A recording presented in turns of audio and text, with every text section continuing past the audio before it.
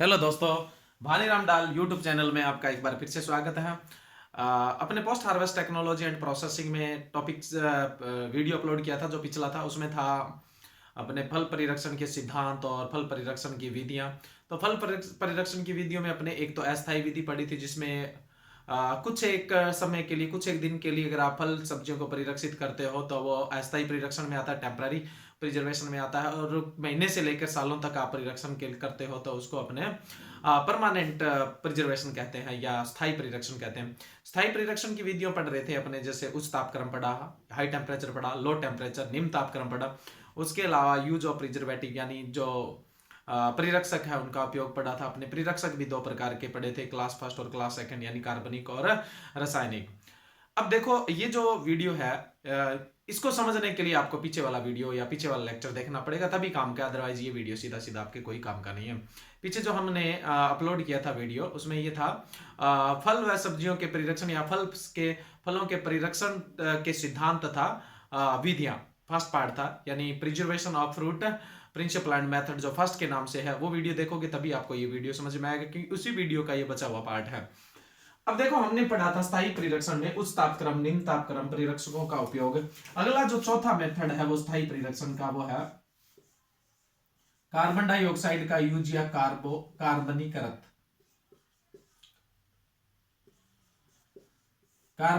पेय पदार्थ, carbonated beverage. देखो, जैसे मार्केट में कोला आता है, थम्स अप आता है, पेप्सी आता है, तो उसको परिरक्षक कैसे किया जाता है, परिरक्षित कैसे किया जाता है। पानी होता है, उसमें फ्लेवर और चीनी डालकर क्या करते हैं, कार्बन डाइऑक्साइड उसमें प्रेस कर दी जाती है। तो ऐसे ही क्या करें, अपने फलों का जो रस है, अगर उसमें कार्बन डाइऑक्साइड का उपयोग करें, उनको कार्बनीकृत कर दें यानी कार्बोनेटेड कर दें, तो वो भी लंबे समय तक चल जाएगा। तो फिर वो कार्बोनेटेड बेवरेज बोला जाएगा, कार्बनीकृत पेय पदार्थ है बोला जाएगा, जिससे लंबे समय तक परिरक्षित हो जाए। कारण क्या है, जैसे ये बोतल है या ये मान लो जार है, इसके अंदर कार्बन डाइऑक्साइड की सांद्रता बढ़ जाएगी, तो सूक्ष्म जीव वगैरह उनमें शोषण नहीं हो पाएगा और वो डेड हो जाएंगे, तो लंबे समय तक परिरक्षण हो जाएगा। तो कार्बनीकृत पेय पदार्थ बनाने के लिए प्रति जो लीटर फल रस होता है, उसके लिए कार्बन डाइऑक्साइड की आवश्यकता होती है 1 से 8 ग्राम। यानी कार्बनीकृत पेय पदार्थ तैयार करने के लिए प्रति लीटर कितने कार्बन डाइऑक्साइड की आवश्यकता होती है, 1 से 8 ग्राम कार्बन डाइऑक्साइड की आवश्यकता होती है। उसके अलावा देखिए, अगली जो स्थायी परिरक्षण की विधि है वो है नमी निष्कासन। नमी निष्कासन की बात करें तो आ जाएगी बात सुखाना व निर्जलीकृत करना। मॉइस्चर एग्जॉस्टिंग में सुखाना और निर्जलीकृत करना, यानी ड्राइंग एंड डिहाइड्रेशन। देखो, सुखाने में भी तो नमी का ह्रास हो रहा है और निर्जलीकृत है उसमें भी नमी का ह्रास हो रहा है। दोनों में क्या डिफरेंस होता है, जैसे आप कपड़े क्या है सीधा धूप में या छांव में सुखा लेते हो तो वो सुखाना है, ड्राइंग है। अगर आप ड्रायर में सुखा लेते हो, वॉशिंग मशीन के साथ आजकल ड्रायर होता है, तो उस ड्रायर के अंदर सुखा लेते हो यानी मशीन से सुखा लिया, तब तो क्या है वो डिहाइड्रेशन, निर्जलीकरण है। सीधा प्राकृतिक रूप से आपने धूप में सुखा लिया तो वो कौन सा ड्राइंग या सुखाना है। जैसे फल सब्जियों को अगर आप प्राकृतिक रूप से धूप छांव में सुखाते हो तो उसको ड्राइंग बोल देते हैं, सुखाना बोल देते हैं। और अगर आप क्या है मशीनों में सुखा लेते हो तो उसको निर्जलीकृत करना या डिहाइड्रेशन कहलाता है। तो अब देखो, किसी फल सब्जी से नमी का लेवल इतना कम कर दो कि उस फल सब्जी खुद क्या है, कोशिकाएं डेड हो जाएगी, स्वतः अपघटन से उसमें नुकसान नहीं होने वाला, स्वतः अपघटन से वो खराब नहीं होने वाला। इतनी कम नमी है कि उसमें कोई सूक्ष्म जीव विकसित नहीं होगा। अब सूक्ष्म जीव विकसित नहीं होगा तो सूक्ष्म जीव की वजह से फल सब्जी खराब नहीं होगी। ये ड्राइंग और डिहाइड्रेशन का प्रिंसिपल होता है, यानी नमी कम होने की वजह से स्वतः अपघटन नहीं होता है और सूक्ष्म जीव विकसित नहीं हो पाते हैं। तो फल होते हैं उनको आप क्या है परमानेंटली, लंबा स्थायी रूप से परिरक्षित करने के लिए उनमें नमी की मात्रा छोड़ते हो 10 से 20%। फलों को अस्थायी रूप से परिरक्षण करने के लिए सुखाने के बाद नमी कितनी बचनी चाहिए, 10 से 20%। और सब्जियों में कितनी बचनी चाहिए, 6 से 8% ही बचनी चाहिए। फलों में 10 से 20% नमी है और सब्जियों में 6 से 8% नमी है, तो वो स्थायी रूप से परिरक्षित हो जाएंगे।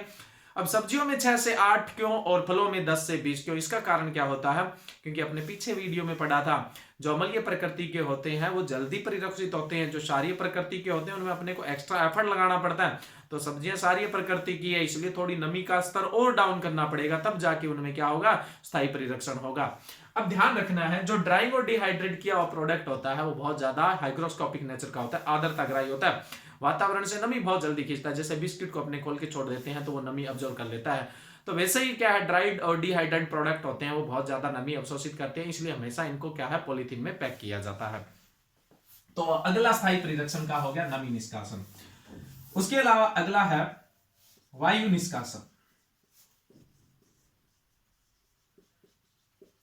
वायु निष्कासन में क्या करेंगे, अपने सीए पैकेजिंग करेंगे, पैकिंग करेंगे, सीए पैकिंग। अब देखो सीए पैकिंग का मतलब क्या होता है, कंट्रोल एटमॉस्फेरिक पैकिंग, यानी नियंत्रित वातावरण पैकिंग।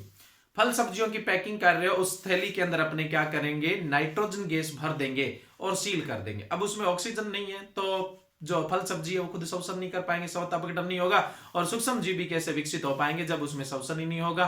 तो ये क्या है, सीए पैकिंग है। हमने क्या कर दिया, हवा निकाल दी है, इस वजह से क्या है, फल सब्जियां लंबे समय तक परिरक्षित हो गए। ये भी स्थायी परिरक्षण की विधि है, वायु निष्कासन। उसके अलावा नेक्स्ट है अपने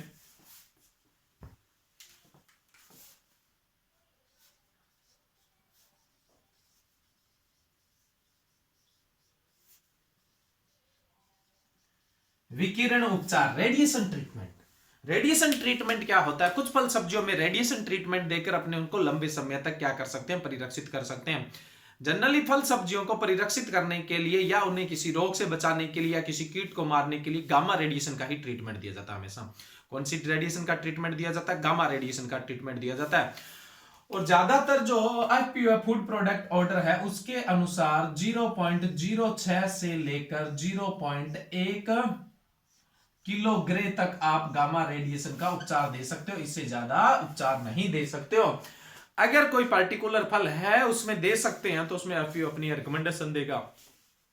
जैसे क्या है, ज्यादातर जो रेडिएशन ट्रीटमेंट है वो गंध वाली फसलों के अंदर भंडारण के दौरान अंकुरण को रोकने के काम में ली जाती है।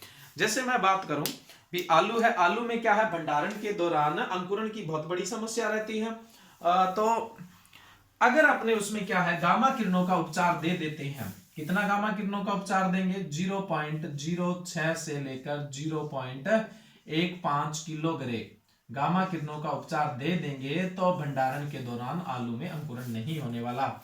ऐसे ही अपने क्या करेंगे, प्याज में भंडारण के दौरान 0.03 से लेकर 0.09 किलो ग्रे गामा किरणों का उपचार दे देते हैं तो भंडारण के दौरान अंकुरण नहीं होगा। जो गामा किरण है उनकी इकाई यहाँ पे कौन सी काम में ली जाती है, किलोग्राम। ऐसे ही लहसुन में अगर भंडारण के दौरान अंकुरण को रोकना है तो 0.03 से 0.15 किलो ग्रे का उपचार दे देते हैं तो क्या होता है, भंडारण के दौरान अंकुरण नहीं होता। अगर इनमें अंकुरण हो जाता है तो ये जल्दी खराब हो जाते हैं, इनकी भंडारण क्षमता इतनी नहीं रहती है और मार्केट में दाम भी क्या मिलते हैं, कम मिलते हैं। उसके अलावा आम में भी क्या है, गामा किरणों का उपचार दिया जाता है और बहुत ही इंपॉर्टेंट है। आम में फल मक्खी के नियंत्रण के लिए, फ्रूट फ्लाई के नियंत्रण के लिए 0.25 से 0.75 किलो ग्रे गामा किरणों का उपचार दिया जाता है, जिससे फल मक्खी का प्रकोप नहीं होता है, फल मक्खी के जो एग होते हैं वो डेड हो जाते हैं। और ये जो ट्रीटमेंट है ये निर्यात के लिए मैंडेटरी है, यानी निर्यात के लिए जरूरी है। निर्यात में ये ट्रीटमेंट नहीं किया होता है तो फिर वो निर्यात के लिए फल योग्य नहीं होते। तो पूछ लिया जाए आम में निर्यात के लिए कौन सा ट्रीटमेंट मैंडेटरी है, कौन सा जरूरी है, तो कौन सा है, गामा किरणों का उपचार। और कितना उपचार देते हैं, 0.25 से 0.7 किलो ग्रे का देते हैं। जब ये उपचार देते हैं तो फल मक्खी के साथ साथ जो स्टोन विविल है यानी जो गुठली का घुन है उसका भी नियंत्रण हो जाता है। तो ये फल सब्जियों के परिरक्षण की स्थायी विधियां अपने कंप्लीट हो चुकी है। यही ज्यादातर जो 12th और बीएससी लेवल के एग्जाम है उनमें पूछी जाती है। नेक्स्ट अपने बात करेंगे अब कुछ तुड़ाई के बाद की जो प्रक्रियाएं होती है, फल सब्जियों की तुड़ाई के बाद कौन कौन सी क्रियाएं की जाती है, तो वो अपने नेक्स्ट वीडियो में बात करेंगे। Thank you.